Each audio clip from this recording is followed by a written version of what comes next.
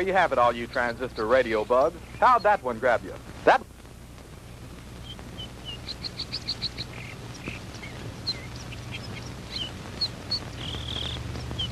Howie, for heaven's sake, it's almost dark. If you don't hurry up, we're gonna be late for the game. Margie, have you ever tried to fix a fuel pump to a rock and roll beat? Well, I'm sorry it made you nervous. I just thought it was a good chance to get in some practice. It's okay. Forget it. Nothing I can do anyway. At least not way out here. Well, I wish you hadn't taken this crazy nowhere shortcut. Boy, this is like Lossville. I know. I goofed. And I've got to get some help if we're going to get there in time for the kickoff. Hey, didn't we pass a farmhouse about a mile or two back down the road? Yeah, that's right. Back around the curve. Come on, we'll be shorter through those woods.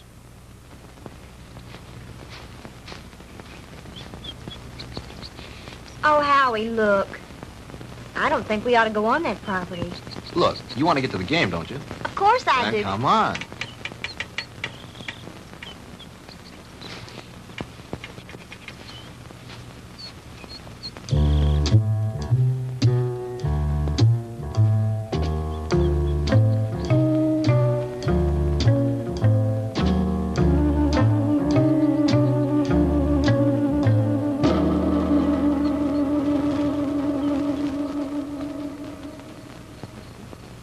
It's cold. It's so dark, we should have brought the flashlight. It isn't working. Batteries are down and I forgot to replace them.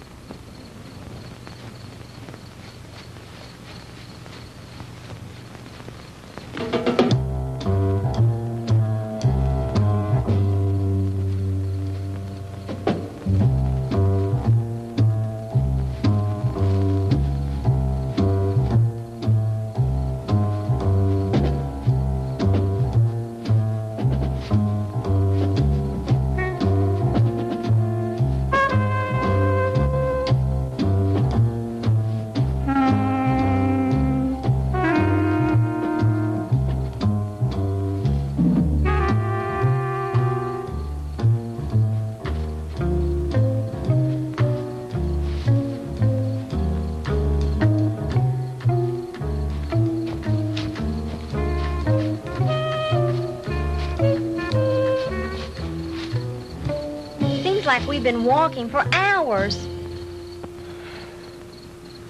Well, it can't be much further now. Hey, there's a light.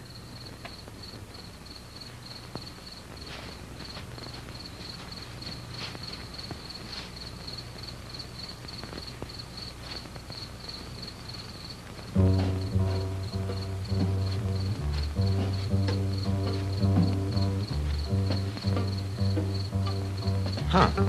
That's strange. Campfire way out here in the middle of the woods and nobody around. Kind of creepy, isn't it? Yeah. Hold it right there, both of them. Hey, Dad, what are you made up for? I mean, what's the bit? Hey, now, don't point that thing at us. It could go off. Come on now, who are you guys? What kind of a joke is this? I mean, out here in the middle of... Joke, boy? You think this is a joke? Howie, I'm frightened. Look at him. It's got to be some kind of a gag. This can't be for real. Howie, what's it all about? I don't know. Honey, do as I tell you. You edge around behind me. Tell me between them and you. Then run like the devil. Howie, not alone? Do as I say. What are you two young'uns doing out here? Quick, don't let them get away! Run, Margie! Head for the car! Stop, boy! I'll shoot!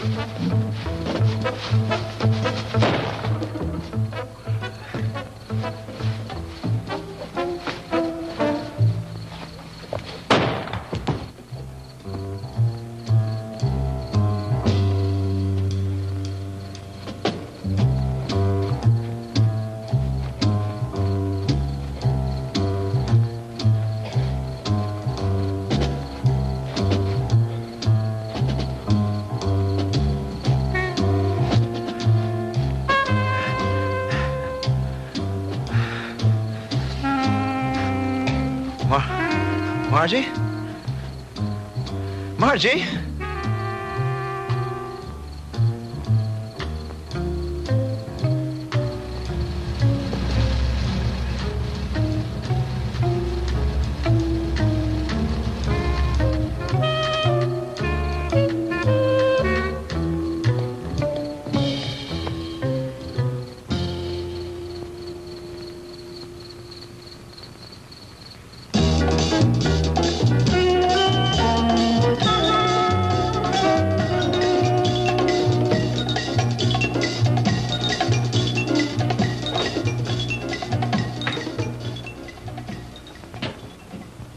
Oh, hello, Jim. What do you need?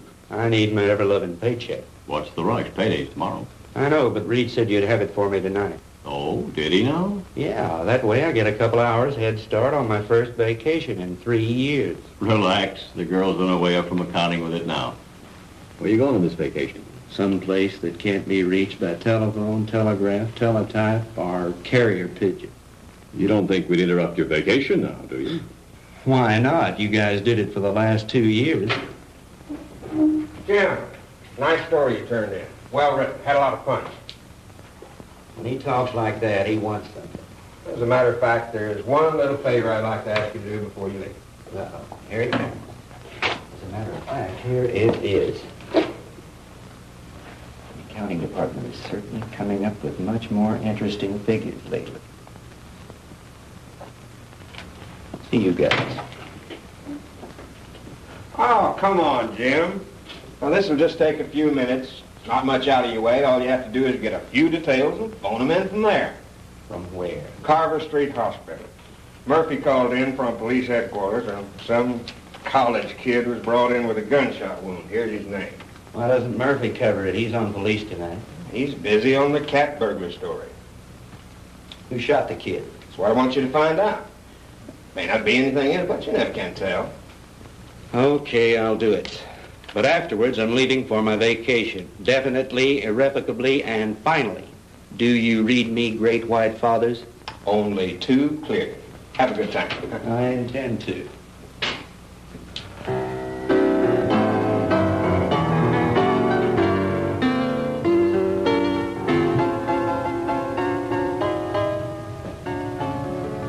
Hello, blonde girl. Why, James Crandall, what brings you here? Now, don't tell me.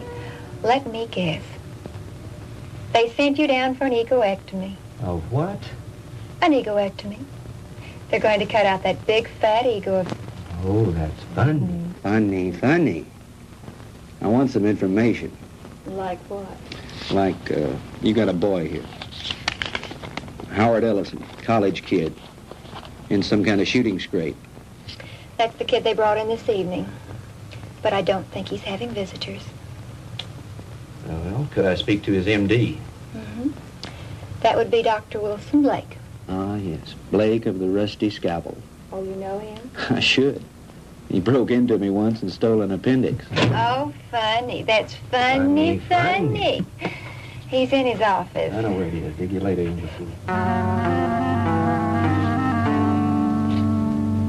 Yes, that's all right with me, Dr. Thornton. 10:30 will be fine.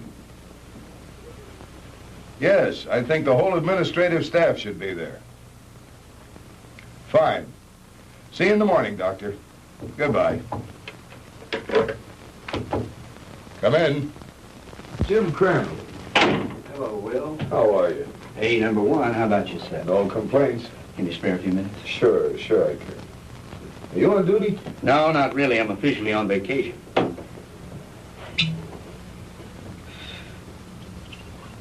Soda? Just straight, thanks. I bet you're here for a story on that Ellison boy. Good bet. Sit yourself down. So were some friends of yours. They left about an hour ago. Uh-oh, the local gendarmes, no doubt. Right. Lieutenant Baton and a couple of his men. They talked to the boy for about an hour and then finally... Wait a minute. Talk to him? You mean the Ellison kid's able to talk? Sure, he wasn't hurt too badly. The bullet didn't enter any of his vital organs. But the nurse said he couldn't have any visitors. Well, he can't. At least not now. He was too tired after that session with Partain. I want him to get some rest. Well, when can I see him? In the morning. In the morning? But, Talk, I got to phone something into the editor. I can't fool around on this thing. I leave on my vacation tomorrow. Well, I envy you. We're so short-staffed here at the hospital, there's no telling when I'll be able to take a vacation. What did the kid say when he talked? He told a real weird story. The police have a transcript of it.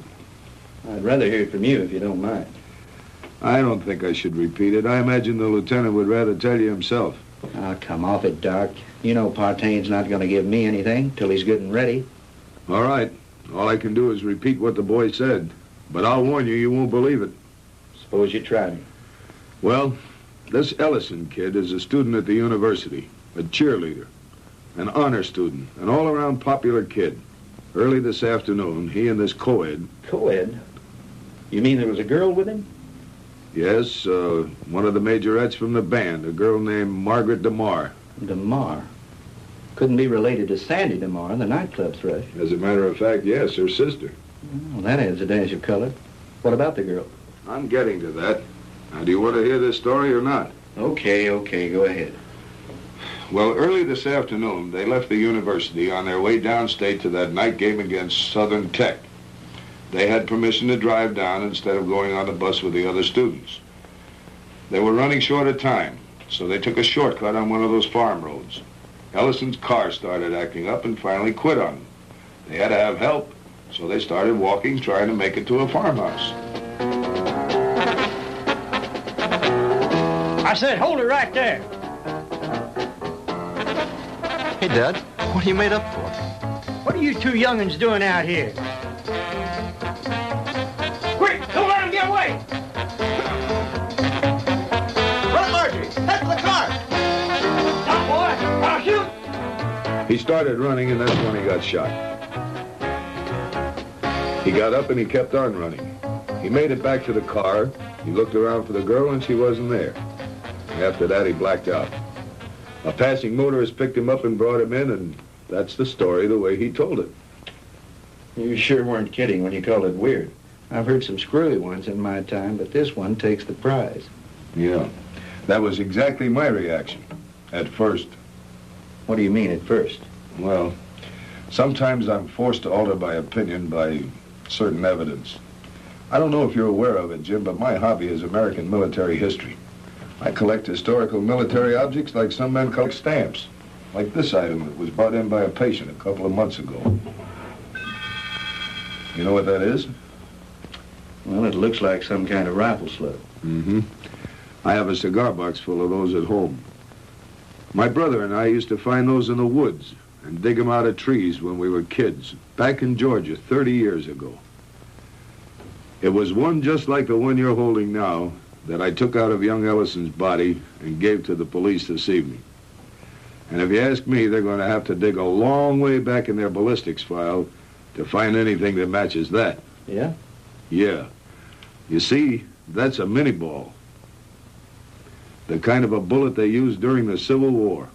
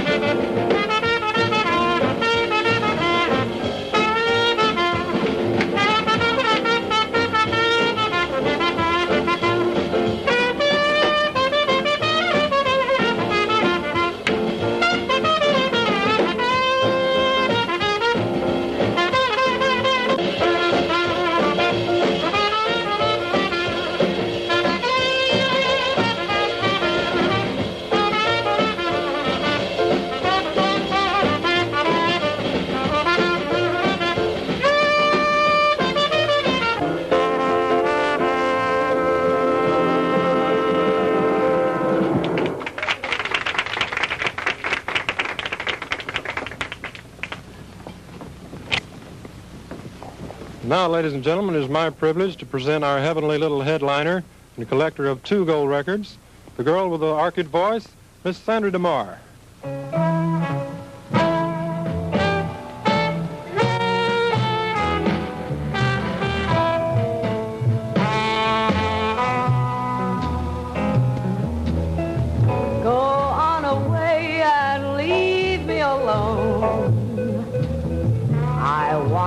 By myself when I cry, and there's gonna be some crying, 'cause I just told my baby goodbye.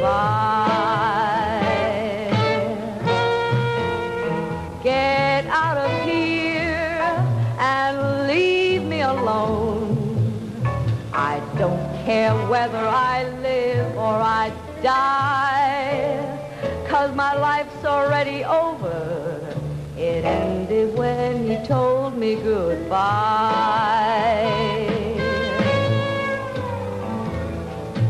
Why is it everything happens to me and my dreams all explode in my face? He was my own for a while, but he's gone, and I know no one can ever take his place.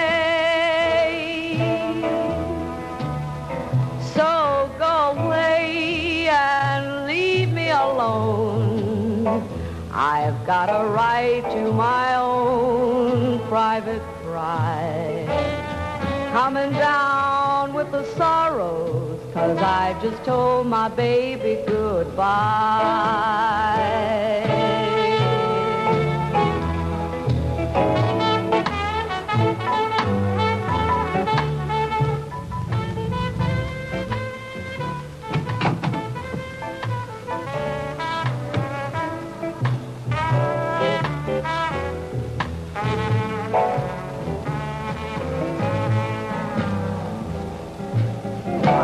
Everything happens to me and my dreams all explode in my face.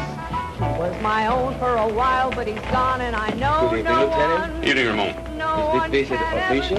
Oh, there's nothing to worry about. We'd like to talk to Miss DeMar when she's through singing. Would you give her something while you're waiting?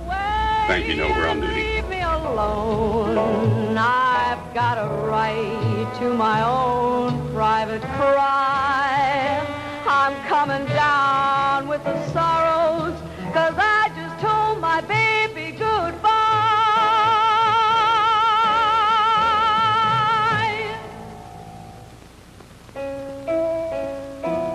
'Cause I just told my baby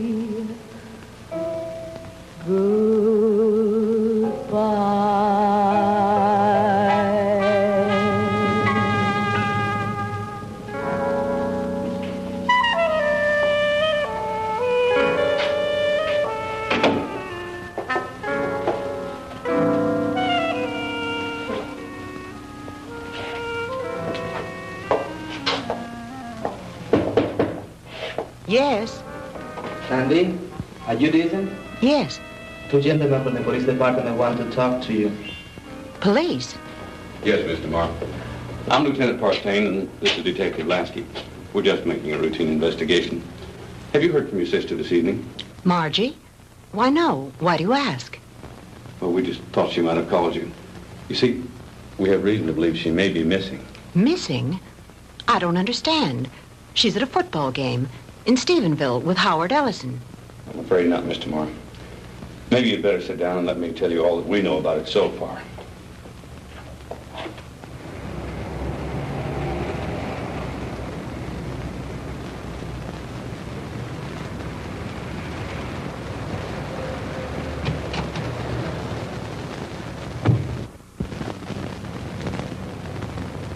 Well, Lieutenant Baton, is it a raid or a payoff? Lasky, we got the Walter Winchell of the Boondocks again. You been talking to the DeMar girl? So you know about it already? Yeah, but not enough. Can you fill me in? At this point, you probably know just about as much about it as we do. Why don't you stop by the office in the morning when we have more time to work on it? Oh, come on, Fred. Can't you give me something tonight? I start my vacation tomorrow. Good fishing.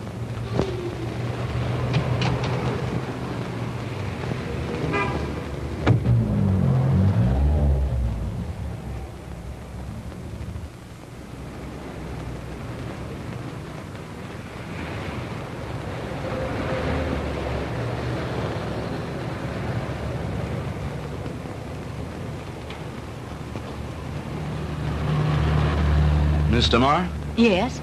I'm Jim Crandall with the Sentinel. Could I talk to you a moment? I'm sorry, Mr. Crandall. I really haven't time to talk. I've got to get home in case my sister calls. Well, that's what I wanted to talk to you about. Can I give you a lift home? Thanks, but I'll take a cab. Well, they're kind of slow this time of night.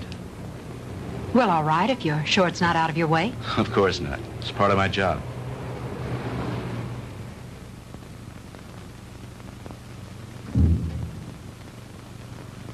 What's the matter? Mr. Crandall, I'm too upset to go home. You know my sister's missing. Yes, Do you know where it happened? just about. Would you drive me there? It's nearly 1 o'clock in the morning. Besides, what if she calls you? If she were going to call me, I'm sure she would have done so by now. It's nearly a 45-minute drive up there. Howie was picked up on a farm road just this side of Stephenville. If it's too much trouble, you can drop me at my apartment and I'll take my car. You're pretty determined to go, aren't If you? my sister's in trouble, I've got to be near her. Hop in. I need to go up there myself.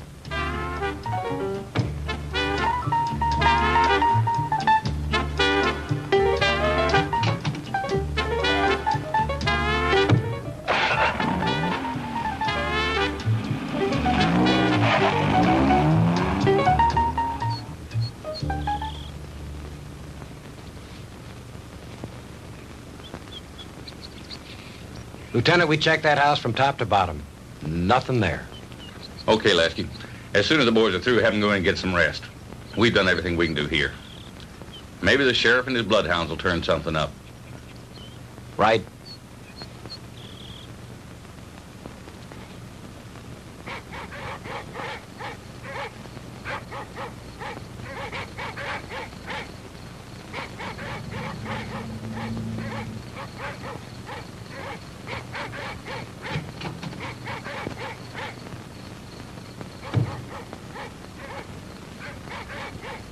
Lieutenant Partain around. He's up in the woods someplace. Evening, ma'am. Has there been any news of my sister? You're Sandra DeMar? Here comes Partain now.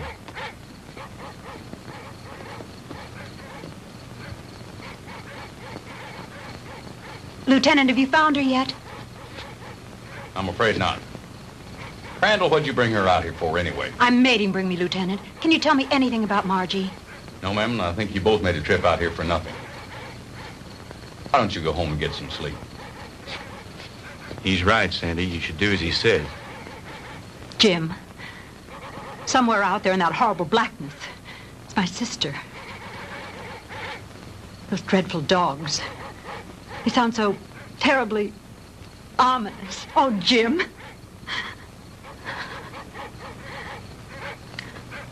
Come on. We'd better get back.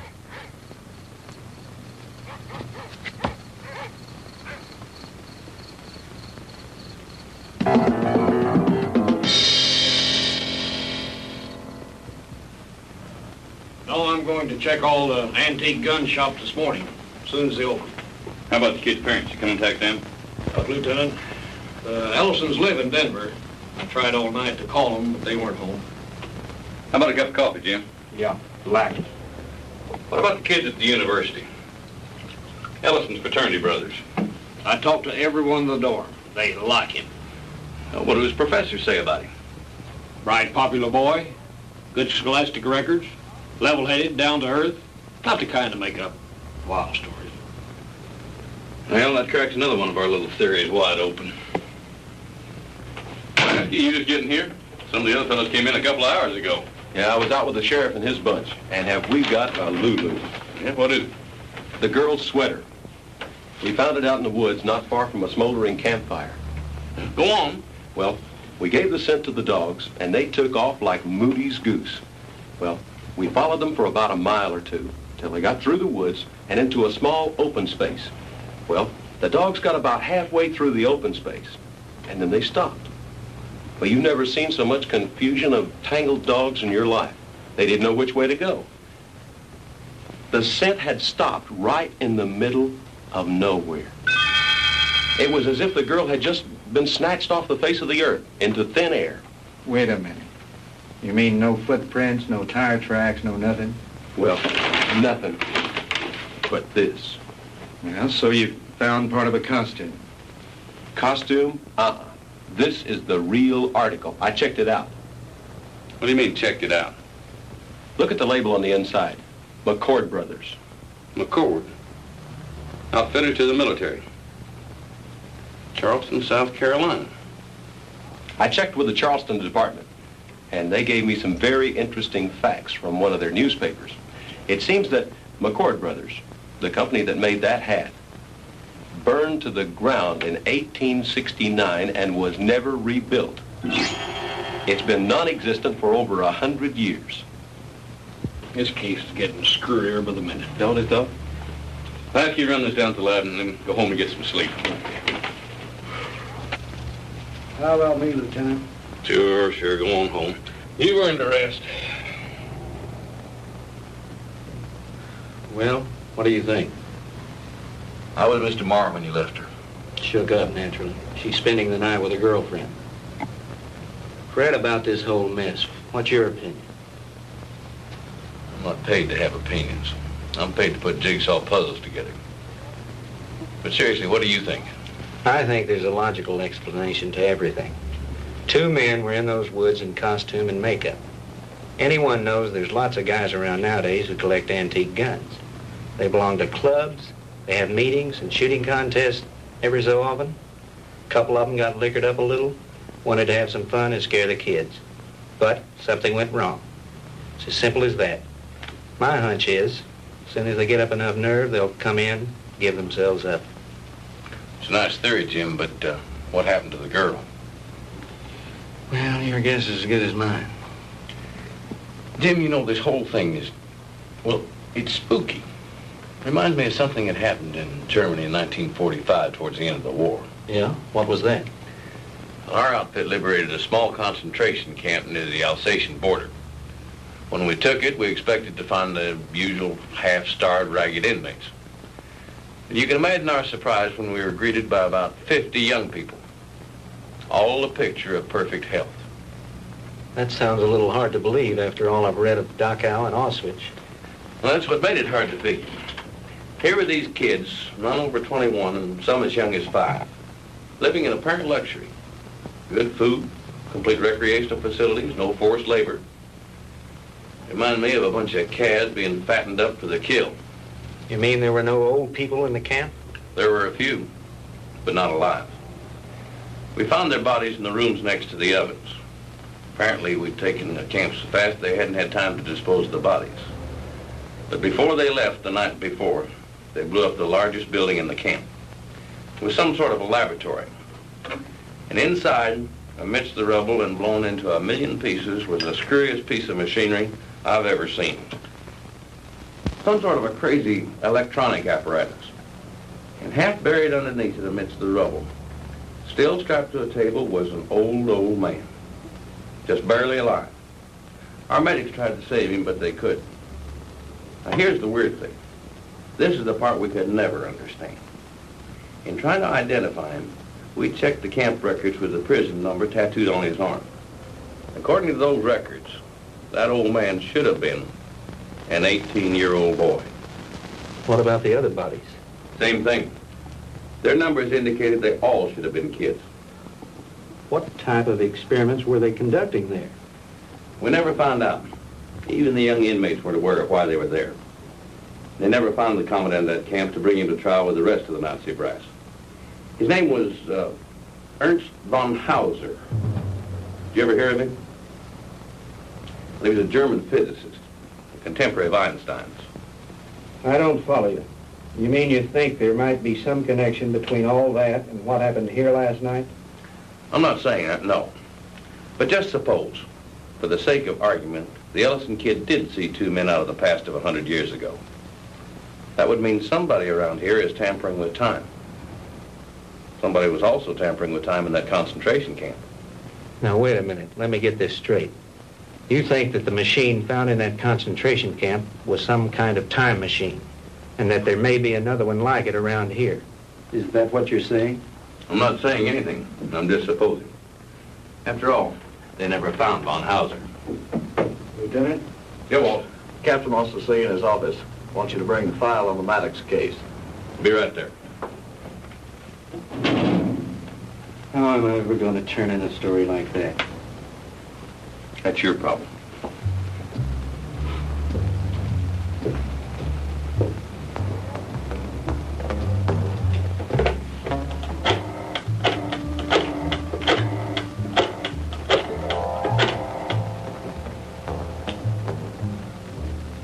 Hello? Give me the city desk. Hello, Reed? Crandall again. Would you tell Shaw I'd like to postpone my vacation and stick with the Ellison story? Yeah, that's right. You know that Pulitzer Prize you're always kidding me about? Well, if this thing turns out to be what it looks like, I just might win it. No, nothing new at the moment. I'll keep you posted. Yeah, I've got a little research to do in the library. Then I'm going to the hospital to interview the kid. Right. Talk to you later.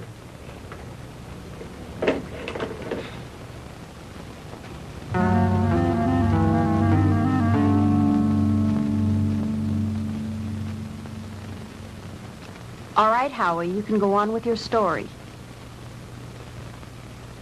That's about it, Mr. Crandall. I remember reaching the highway, and Margie wasn't there. And then I blacked out, and the next thing I knew, I was here at the hospital. And you really don't think, Howie, that those guys were just a couple of kooks in Civil War costumes? Mr. Crandall, I don't know how to explain it, but I got the distinct feeling that these guys were for real. I mean, like something straight out of Gone with the Wind. Howie, what's your idea of what happened to Margie? Do you think these two guys grabbed her?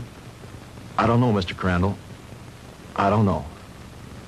That's what's bugging me out of my skull. Nurse, is Mr. Ellison awake? Yes, he is. He has another visitor, but you can go on in. Thank you.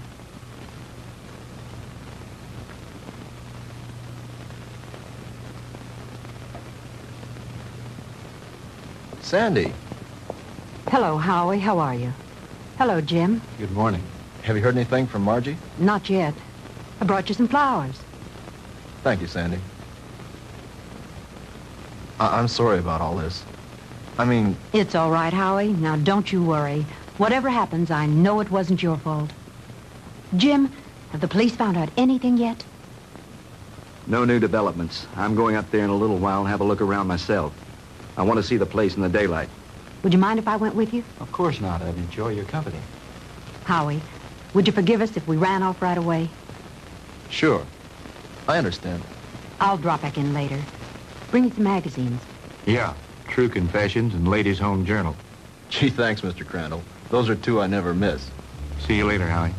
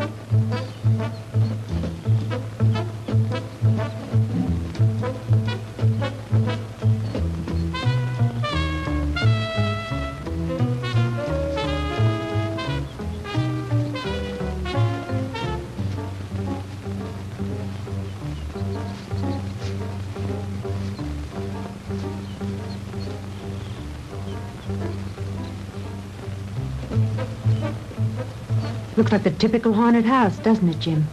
Yeah.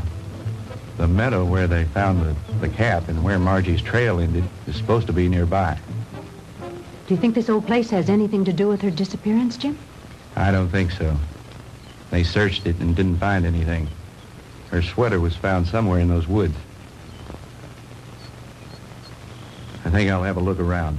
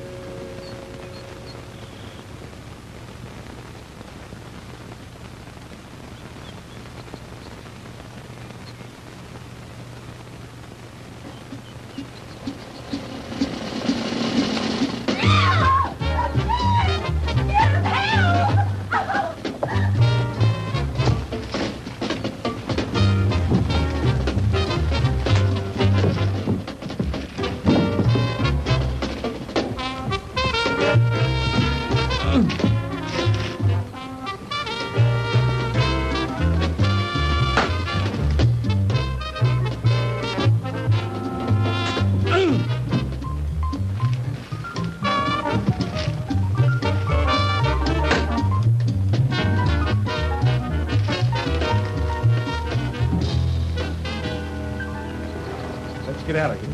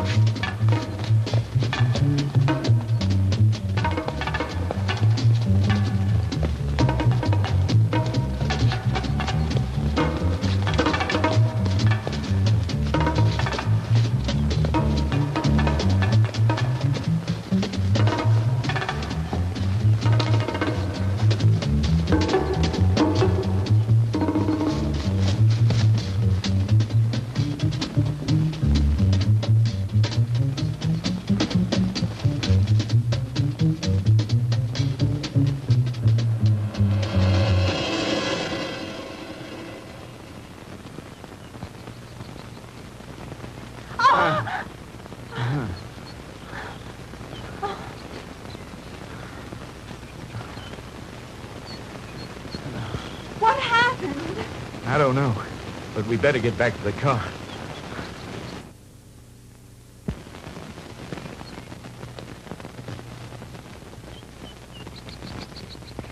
Jim! Oh, the car! It's gone!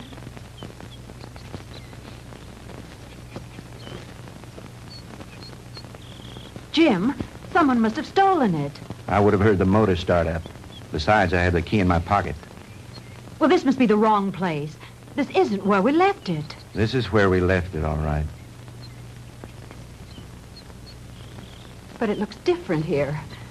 There are more trees than there were before. And that fence, that wasn't here when we came down the road. And the barbed wire fence is gone.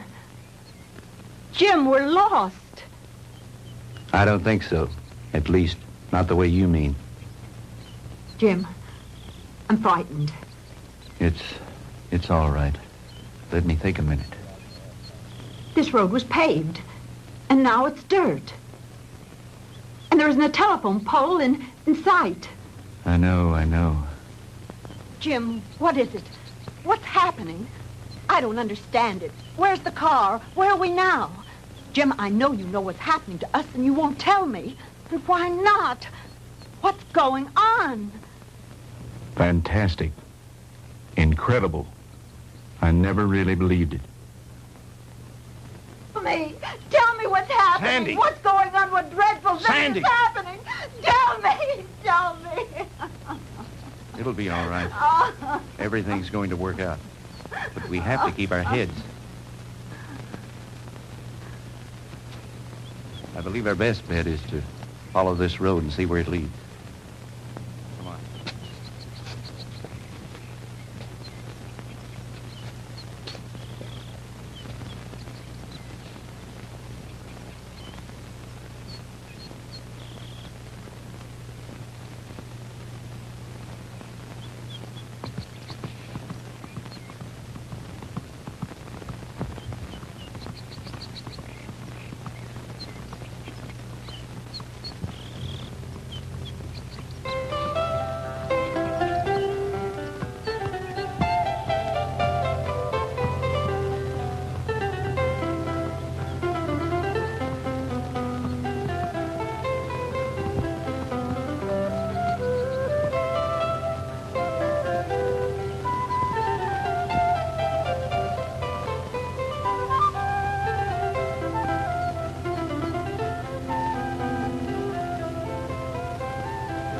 Jim, his clothing. I know.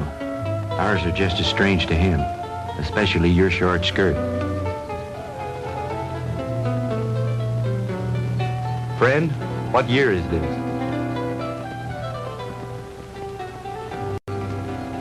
Where are we? Witchcraft! Witchcraft! Ha!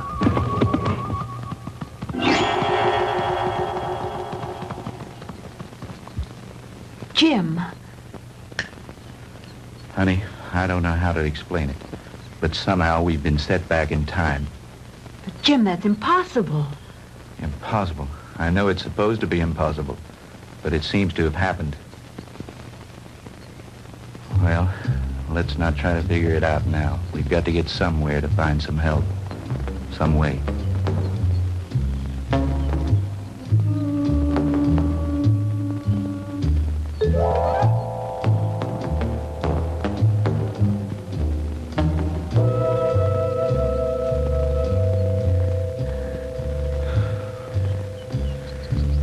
Jim, I'm sorry, but I don't think I can go any farther.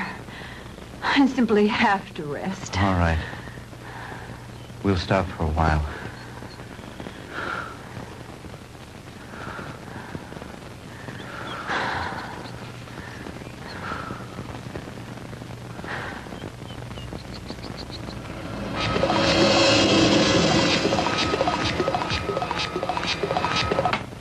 Welcome, my friends, to my little workshop.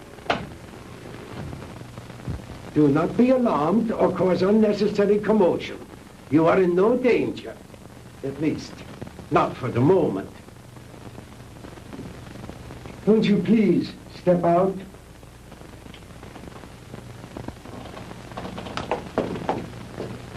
I am Dr. Ernst von Hauser. These are two of my assistants, Manfred and Wolf. Where are we? I told you. We are in my little workshop. And I tell you again, please do not be alarmed. What time is this? What century are we in? Does it matter, my friend? There really is no such thing as time, except as a relative measuring device in your own mind. We're not interested in double talk. What happened to Margaret DeMar? What have you done with her? Please, Mr. Crandall, you will please remain calm. What have you done with my sister?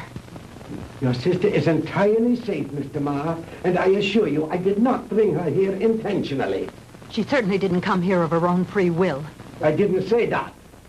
I brought her here to keep her from harm. Then where is she? Let me see her. But of course. To the armor! Kommen Sie her! Schnell!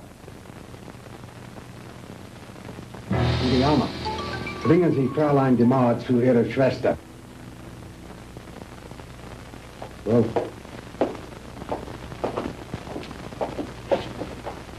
no need for alarm, Mr. Crandall. She'll be all right. She'll be able to freshen up. We'll even furnish her a change of clothing.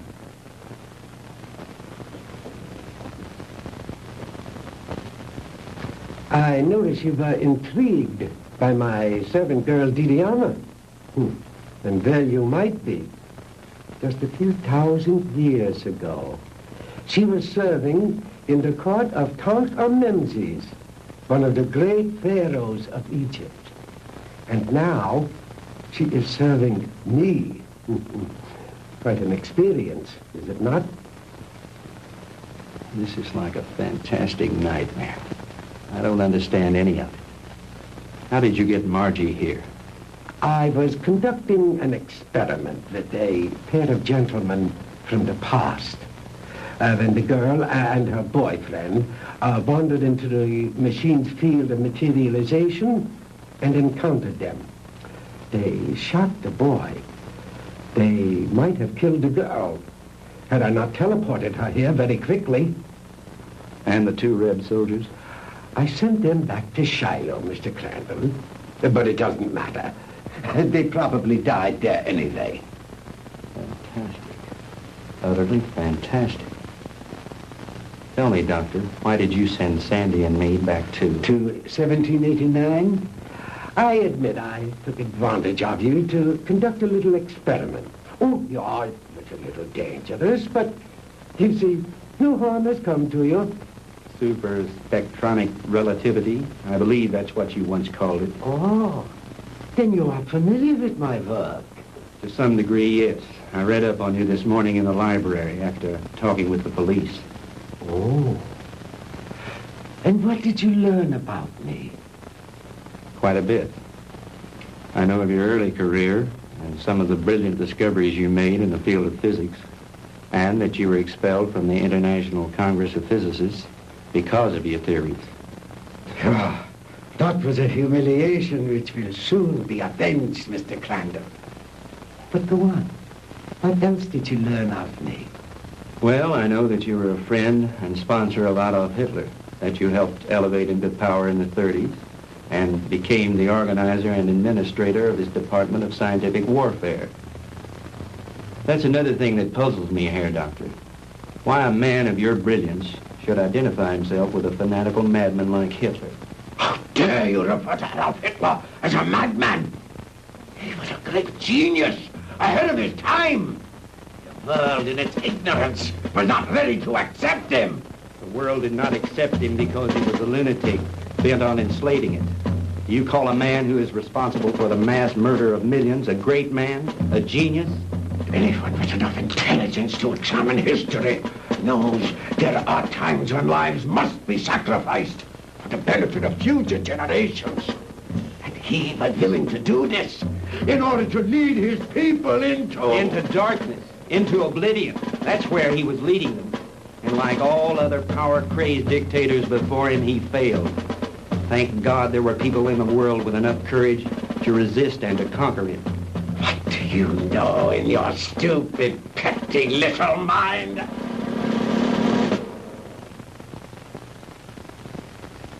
You will forgive me, Mr. Crandall, for my outburst of temper. You are, of course, entitled to your own opinion, for whatever small purpose it may serve you. Let me enlighten you, Mr. Crandall, on a few things of which you and the rest of the world are unaware. Blame for the loss of the war cannot be laid to Hitler or his doctrines. It was I who failed him. Me and the General Staff. He called for weapons, super weapons, to turn the tide of war in those last few days. Because of my inability to deliver those machines soon enough, we were defeated. It might interest you to know that during those last few months of the war, we had almost perfected weapons so far in advance of anything that had gone before them as to make modern warfare in all its forms completely obsolete. Oh, if we had only had time for further experiments. I know of some of your experiments, like the ones carried out in a certain concentration camp. Oh, then you know about the aging machine. Yeah, they had almost perfected that one when the war ended. Oh, but that machine was one of the more primitive devices. like the jets and the rockets that we used so briefly. We were in the final stages, Mr. Crandall, of perfecting weapons that were truly astounding and against which you would have had no defense. A cannon that killed with sound waves, yet was completely silent. A giant generator gun that could electrocute whole armies in the field. Oh, and more, many more. We'd have only had a few more months to perfect those weapons.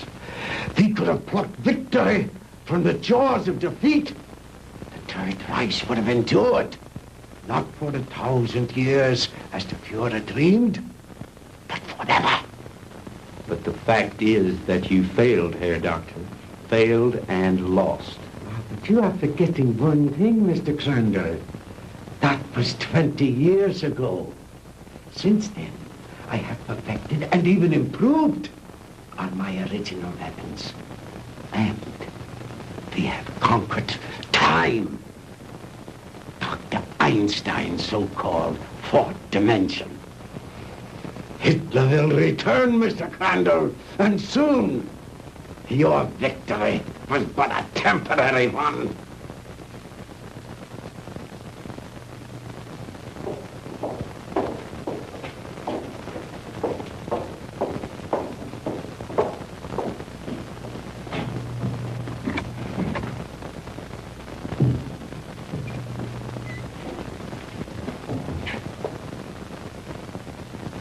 Margie, baby! Sandy! Honey, are you all right? Did they hurt you?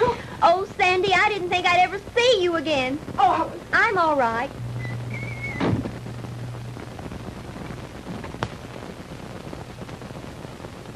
let us out of here.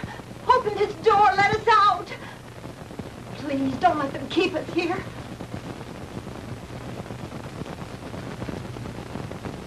I have my own underground atomic power supply. Here are the master controls, and here are the selectors. With this dial, I can control the century I wish to deal with. These other dials, of course, are for the selection of the year, the month, the day, even the hours and minutes, and even seconds. These are the acceleration switches with which I can control the velocity or speed of the passage of certain relative segments of time, just as you would increase or decrease the speed of an automobile. Is that too difficult for you to grasp, Mr. Crandall? Frankly, I'm beginning to doubt my sanity. You needn't. After all, there are very few people in the world who can understand even Dr. Einstein's theory of relativity. And my theories go far beyond his. But you are an intelligent man, Mr. Crandall. Perhaps I can explain it a bit more simply.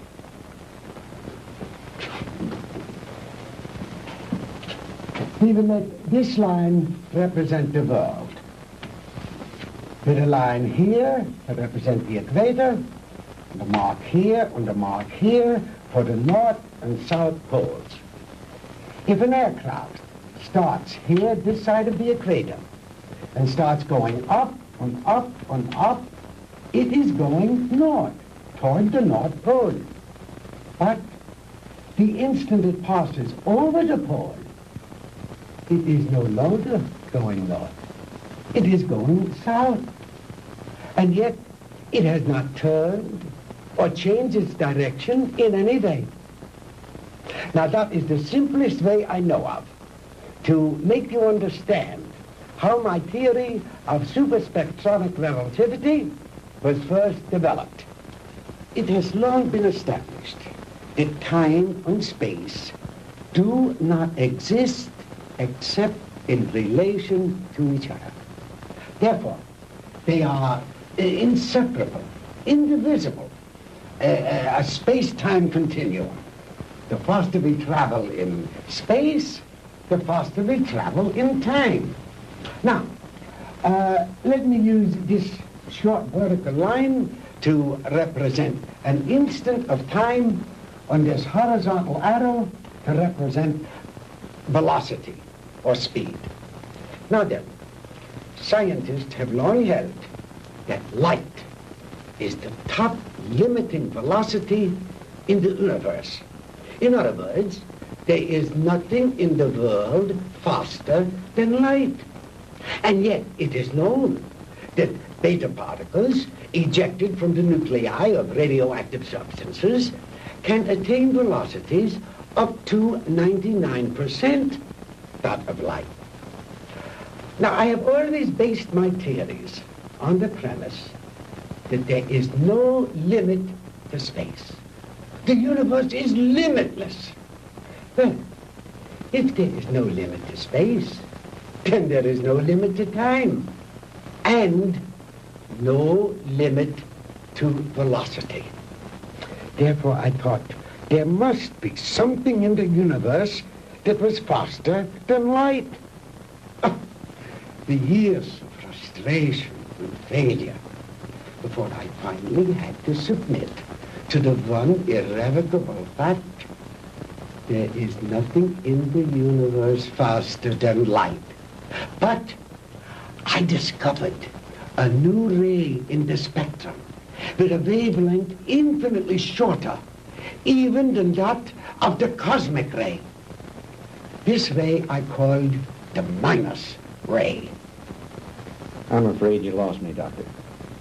Well, in other words, while I discovered that the velocity of light is indeed the top velocity in the universe, that velocity need not remain constant.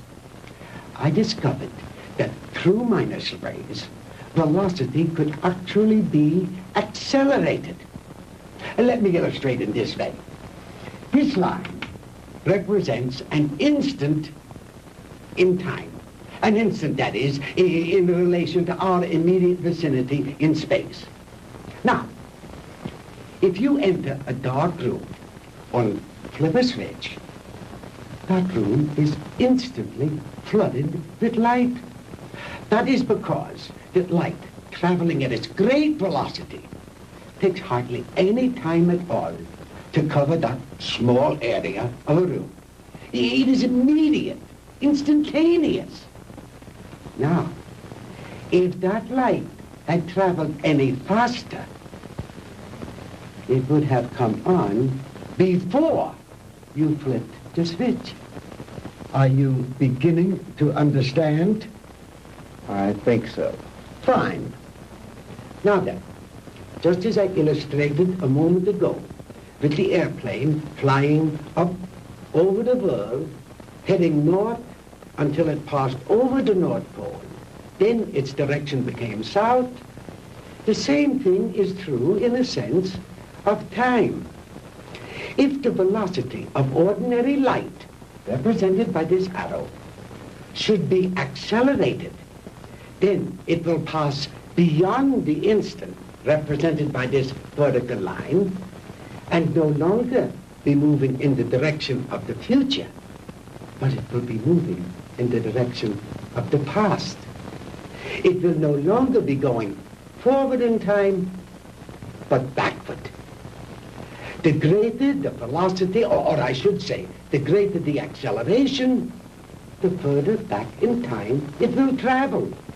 In other words, if a guy left New York for Los Angeles and traveled fast enough, he'd get there before he started. You joke, Mr. Crandall, but crudely expressed, that is exactly what would happen. Why are you telling me all this? To impress upon you the superior scientific knowledge that we possess, my friend, and to illustrate why we would have won the war if we had only had a few more months. We were the slaves of time then. Time was our master. But I have changed all that. Now we are the masters, and time is our servant. Ah, you Americans are an egotistical, arrogant lot. How proud and superior you felt as you strutted through the ruined streets of our cities. The proud conquerors claiming the spoils of war. It's only temporary, my Yankee friend. Soon Hitler will return. We will rewrite history. And the Third Reich will endure. Not for 1,000 years or 100,000 years, but forever. Immortality. The age-old dream of man is ours. The rest of the world will fall at our feet, and we shall rule for all eternity. Oh, good. Did you make the young ladies comfortable? Jawohl, Herr Doctor. And Manfred, did you see that Mr. Marr had a change of clothes? Jawohl. Good. The lecture is over, Mr. Crandall, and you look tired.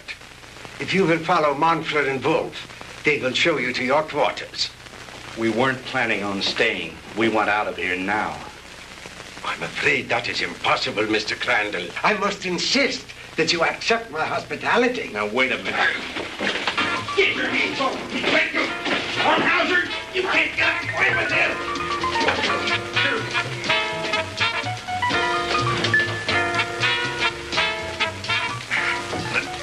Jim!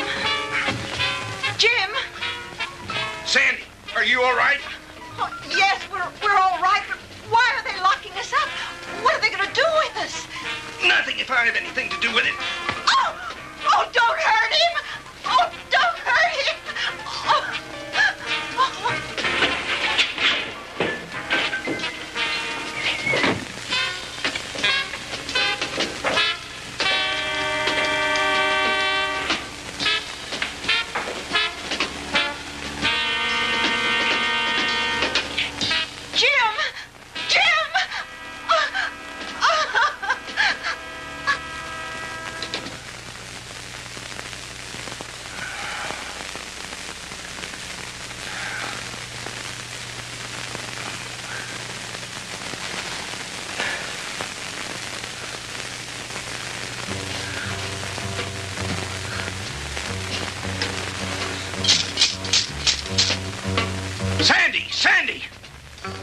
Sandy, answer me. We're here, Jim. We're all right. How about you? Just a minor headache, honey. Is Margie still with you? Yes, she's asleep. Jim, I'm scared. What do you think von Hauser intends to do with us? I don't know. But I do know one thing. I've got to figure a way out of here. Sandy, honey, I'm sorry about everything. I shouldn't have brought you with me this morning. It wasn't your fault. I asked to come along. After all we've been through, you must be beat. Have you had any sleep? No, I was worried about you. Well, try to get some rest while I do some thinking. Okay. As soon as Margie wakes up, I will.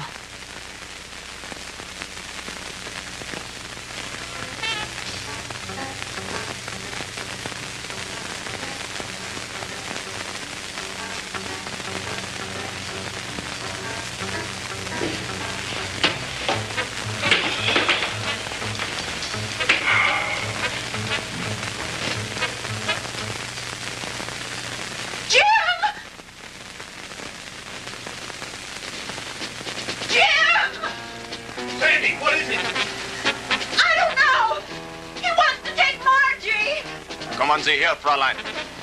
No, no, Sandy, don't let him take me. Kommen Sie her. No, no, Sandy. No, leave her alone. Take your hands off her. Don't let him take me, Sandy. Don't let him take me. Turn her loose. Oh! Sandy, who is it? What's going on? No, no. What's going on in there? What's happening?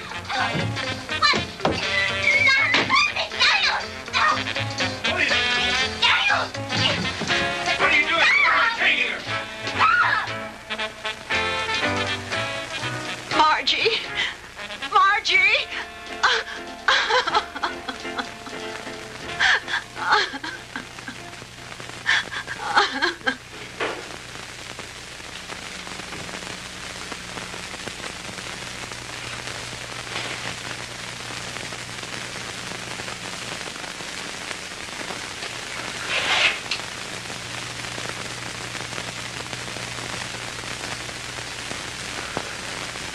So you see, my dear, there was no reason for all that hysteria.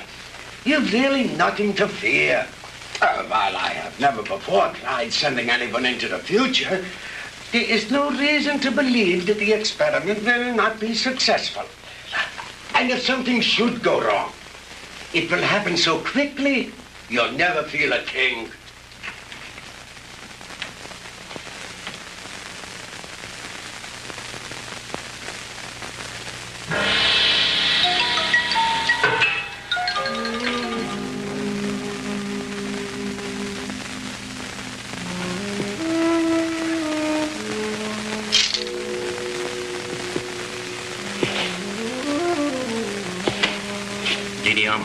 It is time you eat now. You speak English? Many others before you, they teach me talk. You mean there have been other prisoners here? Many. Are there any others here now? They all disappear. You eat now. It is all they give me for you. It's all right. At least it's better than nothing. Didi Alma, you've got to help us. You're our only hope. No. I cannot help you. But you've got to. You're the only one. If you could get hold of the keys. No. They'll kill me. I cannot help you. Please, Didi Alma, listen to me. No. We'll never get out of here if you don't help us. Please, Didi Alma. Please.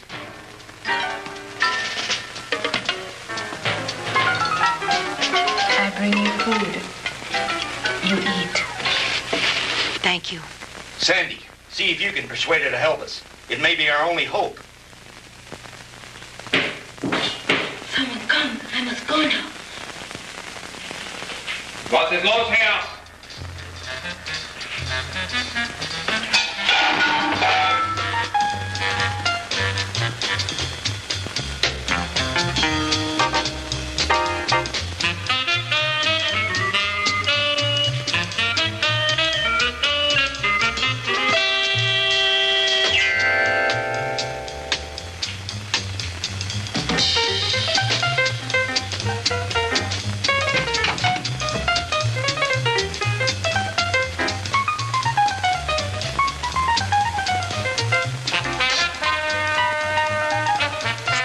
From me.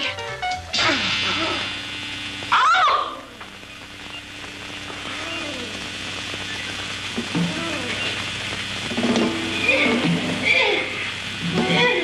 Sandy! Sandy!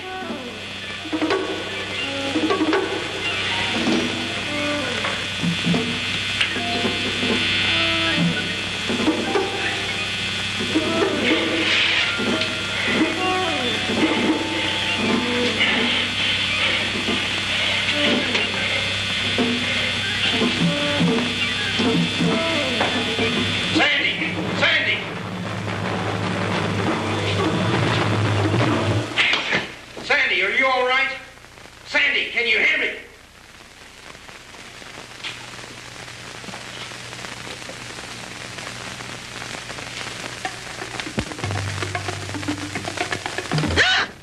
Sandy, honey, thank God you're safe.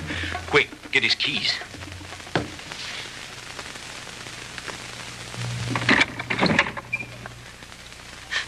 Oh, Jim, it was awful. He strangled her. It's all right, honey. Try to get hold of yourself.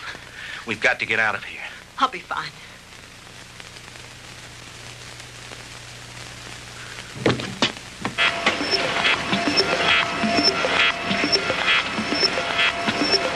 I told you, Mr. Maud, the struggle is useless. You will only tire yourself needlessly.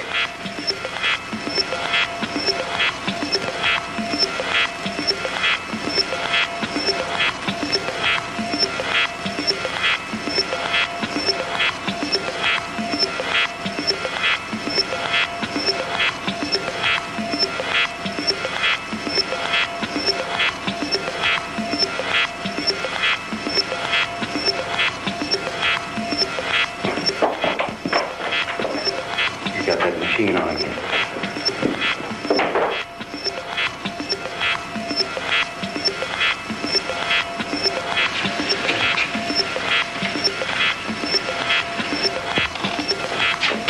Switch it off, Doctor.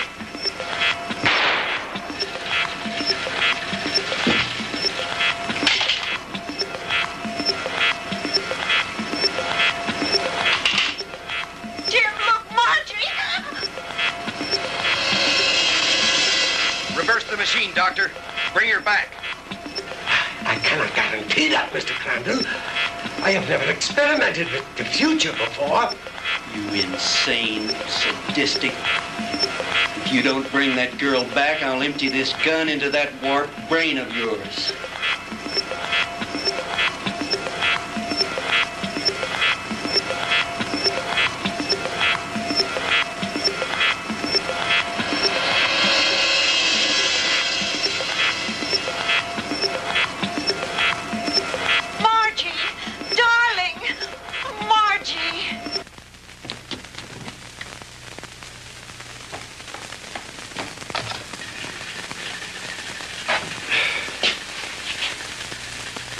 It's too bad, Mr. Crandall, that you are not interested in science. But you Americans are so impractical anyway. Jim, look out!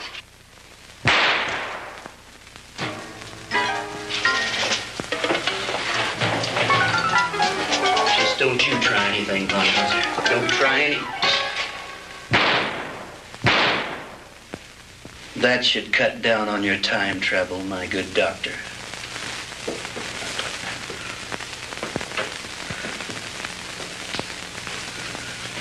How about the attic? You searched that, didn't you? Yes, sir. That's where we found the Nazi soldiers and their radar equipment. Then this house has some connection. Crandall's car was found not too far from here. Von Hauser's headquarters must be around here somewhere.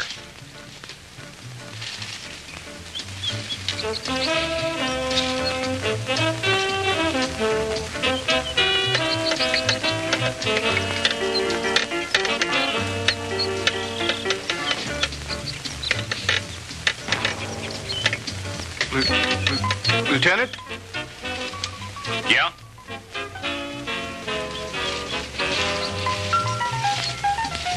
What is it, Finley?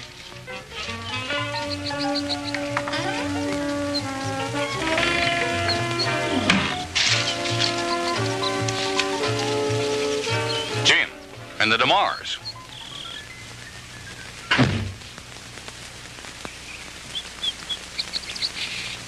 Where in the devil did you three come from? Von Hauser's country place, Fred. We spent a very interesting night there. Where is Von Hauser? Down there in his laboratory. Listen. What's that sound? That's the machine. You'd better stop it before he gets away. Lasky, you come with me. Finley, you stay here with them.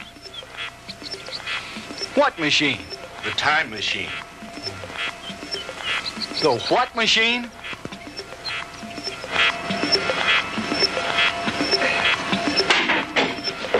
All right, Professor, hold it right there. Get away from that machine.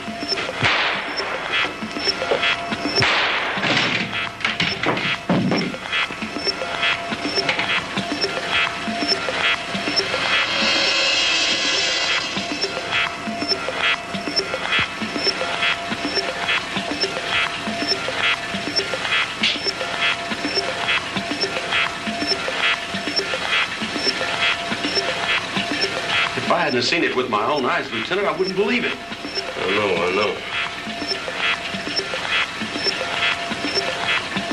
Lasky, if you ever tell anyone what I'm about to do, I'll have your job, so help me. Is that clear? Lieutenant, I ain't seen nothing. Well, I don't know what makes this contraption work, but I think I know a darn good way to shut it off.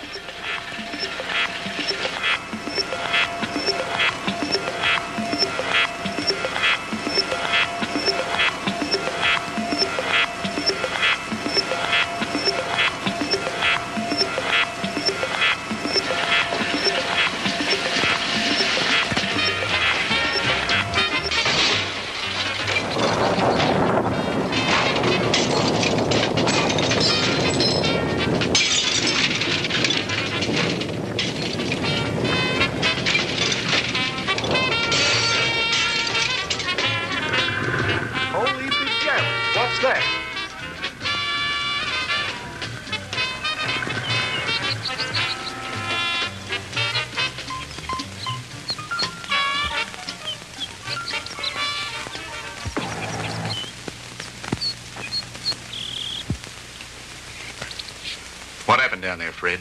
Forget it. Finley, call Miller at headquarters. Have him send some of the boys out. Are you two all right? Everything's fine. Thank you, Lieutenant. Why don't you take the two ladies home? Come on, Lasky.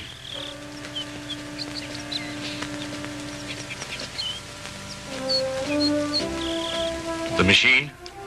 Mangled beyond repair or recognition. Too bad the big brats didn't get a chance to look it over, isn't it? But why, Fred? You had no right. No right, huh? Listen, the way I figure is like this. Sooner or later, some other joker is going to invent a machine just like it. Maybe by then the world will be ready for it. God only knows we aren't now. Hydrogen bombs are enough for people to worry about. Yesterday should be left alone. Because today, the world has enough problems. Just trying to make sure we'll have it tomorrow.